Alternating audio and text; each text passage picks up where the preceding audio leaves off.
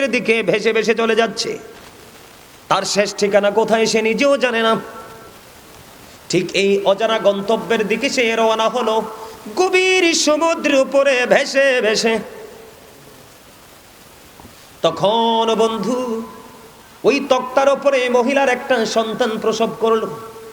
তক্তার উপরে মহিলাটা যখন সন্তান প্রসব করলো, একদিকে তার সন্তান প্রসব হলো, আর একদিকে আল্লাহ রাব্বুল আলামিন আপনি আমাকে অর্ডার করেছেন এই মহিলার জানটা কবজ করার জন্য। তখন আমি ওই মহিলার জানটা কবজ করার জন্য চলে গেলাম। জানটা কবজ করার জন্য যখন চলে গেলাম, যাওয়ার পরে দেখলাম একদিকে তার প্রসব যন্ত্রণা, মাত্র তার সন্তানটা প্রসব করেছে, আর একদিকে তার মৃত্যুর যন্ত্রণা।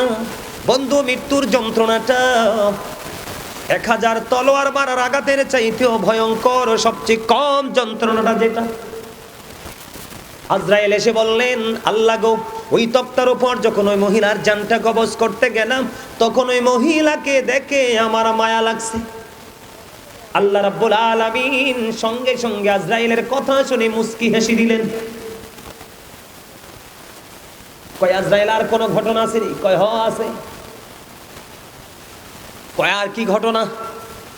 কয় আল্লাহ সাদ্দাত যখন একটা জান্নাত বানালো, পুরো জান্নাত যখন কমপ্লিট করে ফেললো, কমপ্লিট করার পরে যখন সে যে সর্বপ্রথম যেদিন জান্নাতের মধ্যে কদম বাড়িয়ে দিবে, ওই কদমটা যখন বাড়িয়ে দিবে, একটা পা তার ঘোড়ার রেকাবের ওপরে, আর একটা পা তার বানানো জান্নাতের দিকে কদমটা বাড়িয়ে দিল। একটা পা তার ঘোড়ার রেকাবের ওপরে, আর একটা পা তার ওই জান্নাতের দিকে বাড়িয়ে দিল। এই মুহূর্তে আপনি অর্ডার করলেন, আমি তার প্রাণ পাখি কবজ করতে চলে গেলাম। এবার ওই সাদ্দাত বলল, আজরাইল তুমি আমার জানটা কবজ করে নিও, কোনো আপত্তি নাই, তবে একটা বারের জন্য আমি আমার বানানো জান্নাতটা ঘুরে আসি। সাদ্দাত আজরাইলকে অফার করেছেন, প্রস্তাব দিয়েছেন। আজরাইল বলতেছে, না না, আল্লাহ রাব্বুল আলামিন যেটা অর্ডার করেছেন সেটাই। সেদিন তার জানটা কবজ করতে গিয়ে আমার একটু মায়া লাগছে। আল্লাহ আবার হাসি দিয়েছেন, মুস্কি হাসি। কারণ আজরাইল তো পিছনে রহস্য জানেন, আল্লাহ যেটা জানে। কথা বলেন না কেন? আরো জোরে কর না কেন? বন্ধুরে আমার, এবার আল্লাহ রাব্বুল আলামিন আজরাইলকে বললেন, তোমার কথা কি শেষ? কয় হ।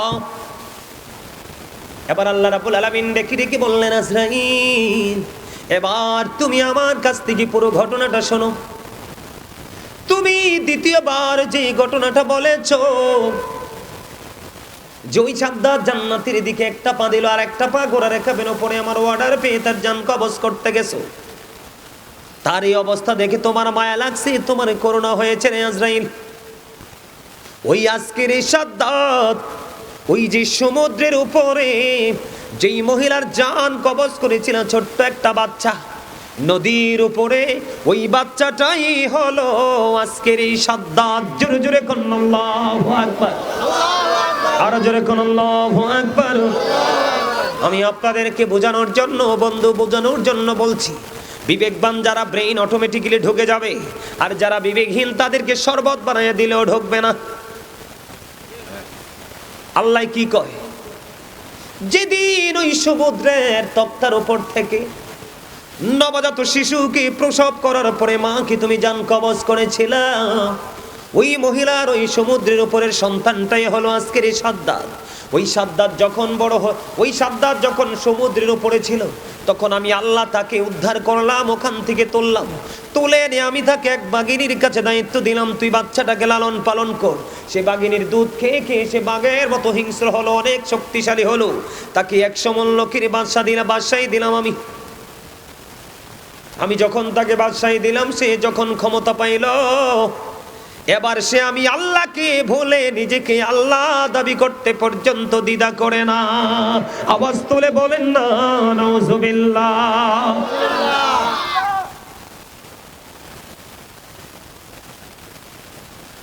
এই জন্য আমি তাকে ওই তার বানানো জান্নাতের দিকে কদমটা দিতে দেরি, পাটা বাড়াই দিতে দেরি, তুমি আজরাইলকে পাঠাইয়া তাকে উঠাইয়া নিয়ে আসছি। তার কারণ হলো ওই সাদ্দাত যদি ওই জান্নাতের মধ্যে ওই দিন বিচরণ করত, কি করত? জান্নাত যদি ওই দিন ঘুরতে পারতো, দেখতে পারতো, বিচরণ করতে পারতো, তাহলে একটা সময় পৃথিবীর মানুষ ওই সাদ্দাতকে পর্যন্ত খোদা মানত। জোরে কন্যা নাউজুবিল্লাহ, আর জোরে কোন, আর একটু মহাব্বতে। আমার কথা কি বুঝে আসছে আপনাদের? এত ক্ষমতা দিল, নদীর উপর থেকে বাঁচাই আনলেন, বাঘিনীর মতো শক্তিশালী করলেন, বাঘিনীর দুধ খাওয়াইয়া তাকে বড় করলেন, আল্লাহর সাথে এসে পাল্লা দিয়ে বন্ধু জান্নাত বানাইলো, কিন্তু সব ঢুকার ভ্রমণ করার কোনো সুযোগ হলো না। এই জন্য আমি আপনাদেরকে বলে দেই, আপনাদের মধ্যে যত ধরনের অহংকার থাকুক, আত্মগরিমা থাকুক, আপনাদের মধ্যে যত ধরনের পাওয়ার থাকুক, বড় বিল্ডিং থাকুক, মাঠের মধ্যে জমিন থাকুক, সোনা গয়না টাকা পয়সা থাকুক, আপনার পাওয়ার কখনোই কোনো কাজে লাগবে না যদি মালিক এগুলোকে কাজে না লাগায়। আমার কথা কি আপনারা বুঝেন? বলে হুজুর এখানে কয়েকটা কারণ। আজকে দেখেন, গত শুক্রবারের আগের শুক্রবারে এক হুজুরের সাথে এক অ্যাডভোকেটের কথা বুঝে নেবেন। আমার অ্যাডভোকেটের সাথে কথা, তো অ্যাডভোকেট সাহেব আসছেন, কয়েকজন হুজুর বসছেন, কয় আপনাদেরকে একটু আপ্যায়ন করতে চাই। আপ্যায়ন করবেন? কয় হ্যাঁ। কয় না, আমাদের আপ্যায়ন করা লাগবে না, কয় হাফ হাফ করে খান, একটু একটু চা। এবার কথা বলতে বলতে বন্ধু বললেন, নবীজি তো একজন মানুষ ছিলেন। তো হুজুর বলছে, হ্যাঁ, পৃথিবীর দৃষ্টিকোণ থেকে তিনি একজন মানুষ ছিলেন, তবে আমাদের মতো মানুষ নয়। কথা বলেন না কেন? রাসূল বলছে না, ক্বালা আইয়ুকুম মিথলি, তোমরা কে আছো আমার মতো? রাসূলের মতো তো কেউ হতে পারে? পারে? বন্ধনে আবার এবার তিনি বললেন, হাদিস মানে কি? রাসূল যা করেছেন আমাদেরকে করার জন্য রাস্তা দেখিয়েছেন এবং সাহাবাই কেরামদেরকে করতে দেখে নিষেধ করেননি। কই হ্যাঁ, তাহলে এগুলো তো ভুলও হতে পারে। নাউজুবিল্লাহ বলবেন না? এগুলো কি হতে পারে? হাদিস যেহেতু নবীজির, কার কথা কন না কেন আপনারা? চিন্তা করেন, আল্লাহ রাসূলকে কার সাথে তুলনা করেছেন? মানুষের সাথে, একজন সাধারণ মানুষ। তার মানে আমরা যেমন কাজে কর্মের মধ্যে ভুল করি, তার মানে নবীজিও এরকম ভুল করতে পারে। এরকম থিওরি, এরকম চিন্তা আমাদের মাঝে লোকেদের আছে না নাই? আরো জোরে বলেন না, আছে না নাই? সম্মানিত উপস্থিতি, আপনাকে আমাকে সর্বপ্রথম ইমানদার হতে হবে। কি হতে হবে? রাসূলের যা যা গুণ আছে সব কিছুকে আমাদেরকে বিশ্বাস করতে হবে। যেমন আজকে আমাদের দেশে কিছু ঝামেলা আমরা দেখতে পাই, যেহেতু আপনারা পবিত্র ঈদে মিলাদুন নবী বলেছেন, এখন আমাদের দেশে কিন্তু নবীজির মিলাদকে বিশ্বাসই করে না। অনেক লোক আছে কয় মিলাদ নাই। তো মিলাদ যদি না থাকে তাহলে নবীজির মিলাদ নাই মানে কি? নবীজিও মিলাদকে অস্বীকার করা মানে কি? নবীজির আগমনকে অস্বীকার। আল্লাহ বলছেন, আমি তোমাদের জন্য পাঠিয়েছি সিরাজুম মুনীরা, উজ্জ্বল প্রদীপ, নূরুম মুবিন, সুস্পষ্ট আলো। আল্লাহ সে আলোকে কি করব? আল্লাহ বলেছেন ফালিয়াফরাহু, তোমরা আনন্দ উৎসব করো। লাভ হবে কি? আল্লাহ বলেছেন হুয়া খায়রুম মিম্মা ইয়াজমাউন, এটা তোমাদের পুঁজি করা সম্পদ চাইতেও দামি। জোরে জোরে কন্না সুবহানাল্লাহ। আমার কথা আপনারা বুঝেন নাই? তার মানে আল্লাহ আমাদের কাছে কি পাঠাইছেন? উজ্জ্বল প্রদীপ পাঠাইছেন, নূর পাঠিয়েছেন, আলো পাঠিয়েছেন। তো সেই নূর পেয়ে, আলো পেয়ে আল্লাহ রাব্বুল আলামিন আমাদেরকে বলেছেন তোমরা আনন্দিত হও। কি হও? আনন্দিত হও। তা আনন্দিত হলে কি লাভ হবে? উল্লাস করলে কি হবে? আল্লাহ রাব্বুল আলামিন বলেছেন হুয়া খায়রুম মিম্মা ইয়াজমাউন, এটা তোমাদের পুঁজি করা সম্পদ চাইতে দামি। জোরে জোরে কন্না সুবহানাল্লাহ। আরো জোরে বলেন না সুবহানাল্লাহ। তাহলে এই মিলাদকে বিশ্বাস করা, মিলাদকে সাপোর্ট দেওয়া, মিলাদের পক্ষে থাকা এটা ইমানদারের কাজ। এটাও কিন্তু আকীদার অন্তর্ভুক্ত, এটাও কি আপনার ঈমানের অন্তর্ভুক্ত। আপনি নামাজ, রোজা, হজ, যাকাত যা ইচ্ছা সবই করতেছেন, কিন্তু নবীজির মিলাদকে বিশ্বাস করতে পারতেছেন না এবং করেন না, তাহলে এটা কখনোই আপনি কখনো ঈমানদার হতে 100% পারবেন না। আমার দিকে তাকান, বিশেষ করে ঈমান ধ্বংস হওয়ার মতো কিছু কাজ মানুষ দেদারসে করতেছে। আপনারা বলেন তো, নবীজি নূর না মাটি? সবার বিশ্বাস কি? হাত তোলেন তো, কে কে নূর? সবাই নবীজিকে নূর মানেন তো?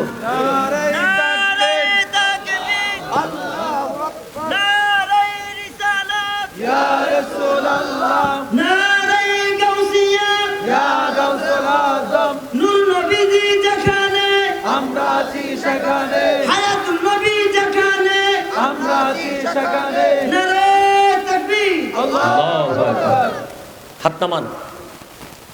আপনাদেরকে এই জন্য বলছি, এখন কিন্তু আমাদেরকে বিভ্রান্ত করার মতো মানুষের কিন্তু অভাব নাই। দিন দিন কিন্তু আমাদের মাঝে ওই ধরনের কথিত মৌলবীদের সংখ্যা কিন্তু বেড়ে যাবে, যারা নবীকে, নবীর পরিবারকে, নবীর আহলে বাইতকে ছোট করে, নিচু করে মজা পায়। এবার আসেন, আল্লাহর হাবিব যে নূর, এটার মধ্যে কোনো সন্দেহ নেই। কদ জাআকুম মিনাল্লাহি নূরু ওয়া কিতাবুম মুবিন।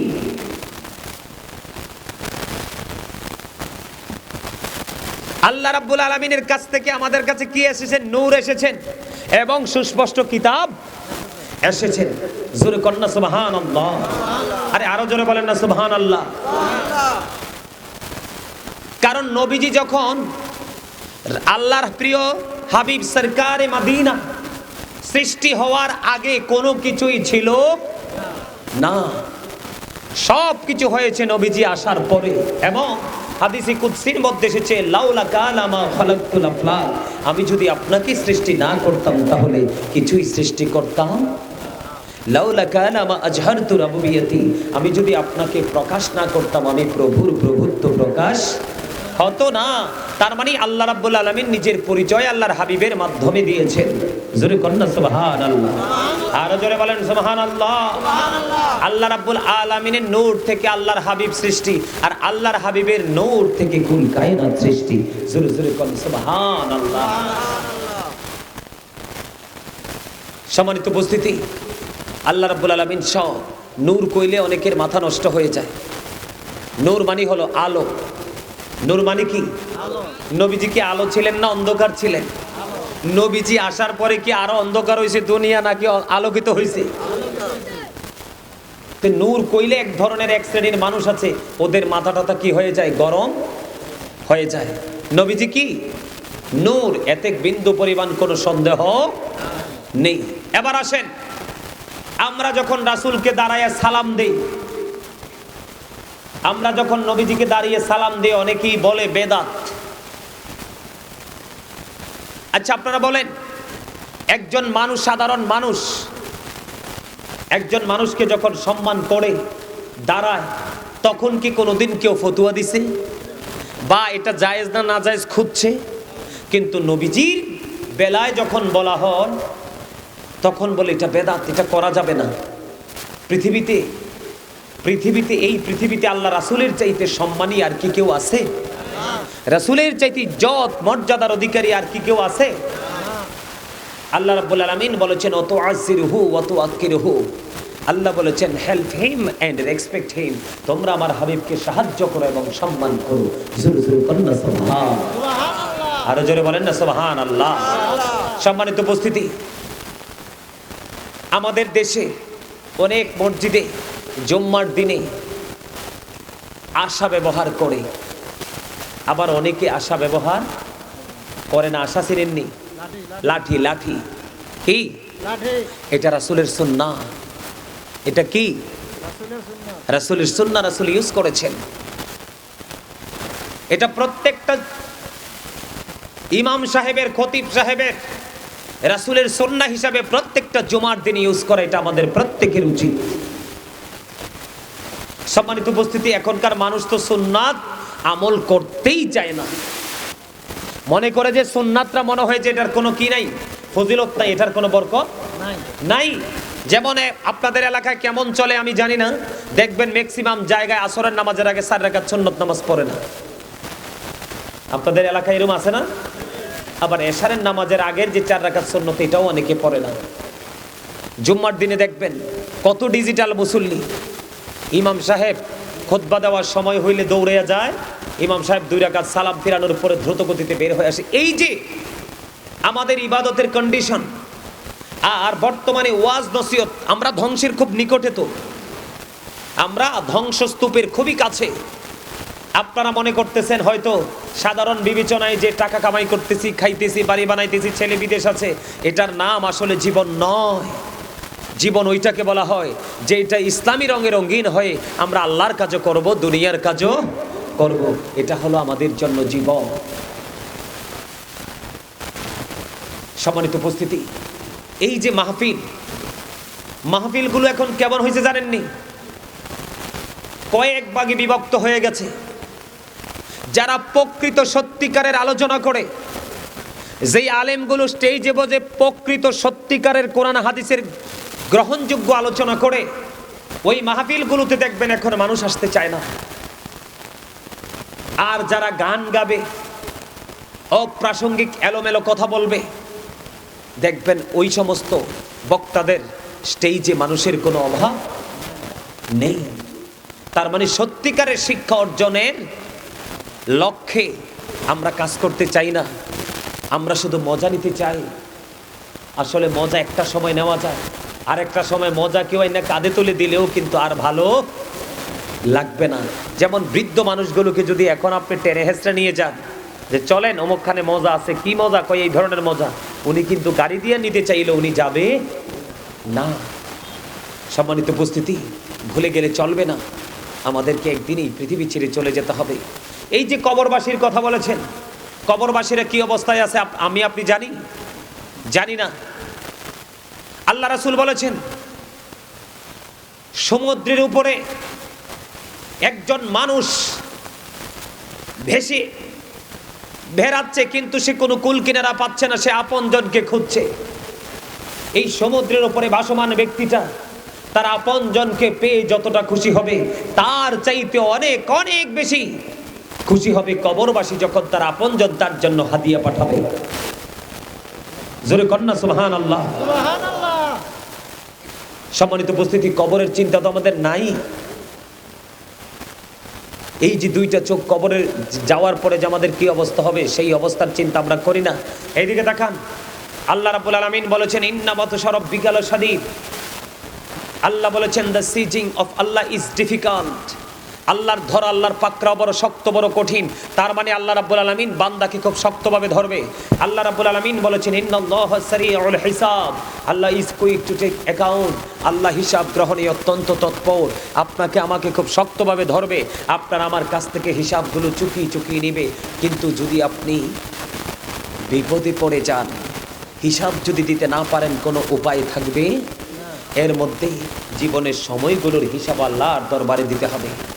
যেমন আজকের এই দিন আপনাদের এই গ্রামের মানুষের জন্য, আজকের এই দিনটা হলো একটা ইমানি পরীক্ষার দিন। কিসের দিন? ইমানি পরীক্ষার দিন।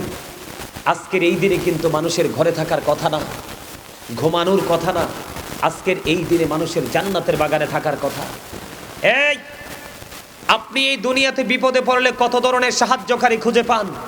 মনে রাখবেন, 2টা চোখ খাটার পরে কিন্তু আপনি কোনো ধরনের সাহায্যকারী খুঁজে পাবেন না। আল্লাহ রাব্বুল আলামিন বলে দিয়েছেন, লা ইয়ামুতু, people will not die that day. সেদিন মানুষ মরতে পারবে না। আল্লাহ বলেছেন, ফিহা ওয়ালা ইয়াহইয়া, people will not be able to live that day. সেদিন মানুষ বাঁচতেও পারবে না।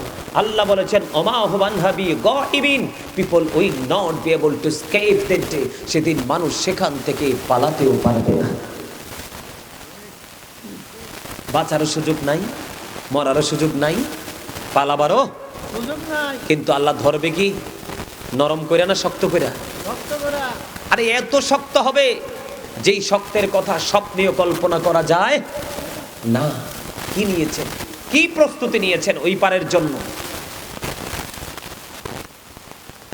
ওই সময়ের জন্য, ওই জায়গার জন্য কি প্রস্তুতি নিয়েছেন? এটা একটা জিকিরের জলসা। মানুষ নাই, ওই দোকানপাটে সব মানুষ, রাস্তাঘাটে সব মানুষ। জান্নাতের বাগানে আসার কোনো সুযোগ নেই। আল্লাহ রাব্বুল আলামিন বলেছেন, বাঁচতে হলে তোমাদেরকে জিকির করতে হবে। ইয়া আইয়ুহাল্লাযীনা আমানু যকুরুল্লাহা যিকরান কাসীরা ওয়া সাব্বিহুহু বুকরাতাও ওয়া আসীলা। আল্লাহ রাব্বুল আলামিন ঈমানদারদেরকে বলেছেন, তোমরা বেশি বেশি করে আল্লাহর জিকির করো। ঈমানদারগণ, তোমরা বেশি বেশি করে কি করো? জিকির করো। এবং সকাল টু সন্ধ্যা আল্লাহর পবিত্রতা ঘোষণা করো। জোরে কর না সুবহানাল্লাহ। এই জিকির আপনি যেমনি থাকেন এমনিই করতে পারবেন। ফাযকুরুল্লাহা কিয়ামান, দাঁড়িয়ে তোমরা জিকির করো। ও কুউদা, বসে জিকির করো। ওয়া আলা সুনুবিকুম, তোমরা শুয়ে শুয়ে জিকির করো। তারপরেও জিকির বন্ধ করা যাবে না। যারা জিকির করে তারা হলো জিন্দা, আর যারা জিকির করে না তারা হলো মুর্দা। কোন সুস্থ মানুষ, কোন সুস্থ মস্তিষ্কের মানুষ আজকের এত সুন্দর জান্নাতের বাগান ছেড়ে সে ঘরে থাকতে পারে না। কারণ মাহফিলটা প্রতিদিন হয় না, প্রতি রাতে হয় না, শীতের কয়েকটা মাস হয়, তাও কোনো কোনো এলাকায় হয়, কোনো কোনো এলাকায় হয় না। আপনার আমার প্রত্যেকের হৃদয়ে কিন্তু ময়লা আছে, তার মানে কি গুনাহ আছে, আছে না? পাপ আছে, আছে না? আছে। বন্ধুরে আমার, আমার নবী, আপনার নবী, দু জাহানের বাদশা নবী, সরকারে মদিনা, তিনি বলে দিয়েছেন প্রত্যেকটা মেশিনকে ক্লিয়ার করার একটা যন্ত্র থাকে। আল্লাহ রাব্বুল আলামিন মানুষের ব্রেইনের মধ্যে ঢুকিয়ে দিয়েছেন কোন মেশিনটাকে পরিষ্কার করতে কোন যন্ত্রটা ভালো মানাবে।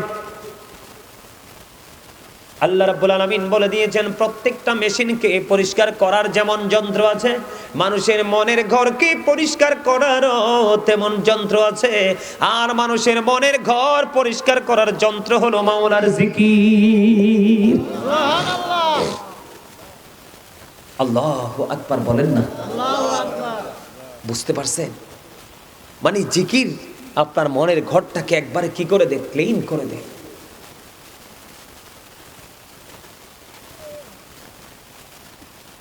জিকির করলো আমাদের লাভ, দরুদ পড়লো আমাদের লাভ। লাভ না লাভ? কথা বলেন না কেন? লাভ না লস? আরো জোরে। বন্ধুরে আমার, কেমন ধরনের লাভ হবে আমি আপনাদেরকে বলি। কেউ যদি জিকির করতে করতে আল্লাহর দিকে 1 বিঘা পরিমাণ যায়, আল্লাহ রাব্বুল আলামিন ওই বান্দার দিকে 1 গজ পরিমাণ এগিয়ে আসে। জিকির করতে করতে করতে করতে কেউ যদি বন্ধু আল্লাহর দিকে 1 হাত পরিমাণ এগিয়ে যায়, আল্লাহ রাব্বুল আলামিন ওই বান্দার দিকে 2 হাত পরিমাণ এগিয়ে আসে। কেউ যদি জিকির করতে করতে আল্লাহর দিকে বন্ধু হেঁটে হেঁটে যায়, আল্লাহ রাব্বুল আলামিন জানিয়ে দিয়েছেন, হাদিস শরীফের মধ্যে এসেছে, আল্লাহ আপনার আমার প্রাণের নবী বলে দিয়েছেন, কেউ যদি হেঁটে হেঁটে আল্লাহর দিকে যায় জিকির করতে করতে, আল্লাহ রাব্বুল আলামিন আল্লাহর বান্দার দিকে দৌড়ে আসে। তাহলে জিকির করলে গুনাহ মাফ হয়ে যায়। জিকির করলে জিন্দা মানুষ হিসাবে বিবেচিত হওয়া যায়।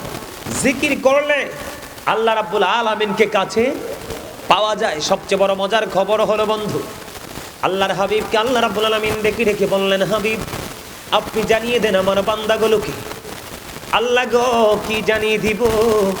আল্লাহ রাব্বুল আলামিন বললেন, হাবিব আপনি জানিয়ে দেন আমার বান্দাগুলোকে। আমার বান্দাগুলো পৃথিবীর বুকে বসে কোনো জলসায় যখন আমি আল্লাহর জিকির করে, আমি আল্লাহ তার চাইতে উত্তম জলসায়, আল্লাহ রাব্বুল আলামিন নিজে বলতেছেন, আমি আল্লাহ ফেরেশতাদেরকে নিয়ে তার চাইতে উত্তম জলসায় আমি আমার বান্দার জিকির করি।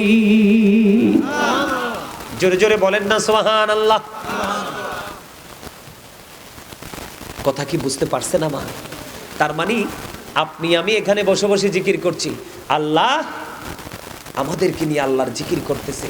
এর চেয়ে বড় খুশনসিব, এর চেয়ে বড় সৌভাগ্য আর কি কিছু প্রয়োজন আছে আমাদের? তাইলে আজকের এই জলসাটা কি আল্লাহর জিকিরের জলসা না? অবশ্যই আজকের এই জলসাটা আল্লাহর জিকিরের জলসা, কিন্তু আমরা এই জলসাকে আমাদের মতো করে আপন করে নিতে পারিনি।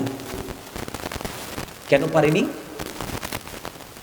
আমাদের না পারার কারণ হলো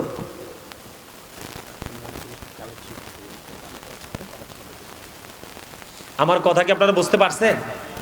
বুঝতে পারছেন? আপনারা তো কই না, আপনাদেরকে মরা মানুষের মতো লাগে আমার কাছে। হ্যাঁ, আরে মিয়া এদিকে চান, আপনারা আছেন না? আরে মিয়া আপনারা কয়েকজন আওয়াজ দিলে তো মিয়া পুরো এলাকা গরম হয়ে যাব। 5 জন ছেলে এক লগে দাঁড়াই একটা আওয়াজ দিলে তো ধরেন এই এলাকা পুরো গরম। আর আপনারা কি এখানে শুধু 5 জন মানুষ? ওয়াজ শোনার জন্য এত মানুষ লাগে না, 5 জন মানুষ আলোচনা শোনার জন্যই যথেষ্ট। যারা আমল করবে আজকে শোনার পরে কালকে থেকে আমল শুরু করে দিবে। কি করে দিবে? আরো জোরে কন্যা, কি শুরু করে দিবে? আরো জোরে কন্যা সুবহানাল্লাহ। মাহফিল তো শেষ হয়ে যাবে।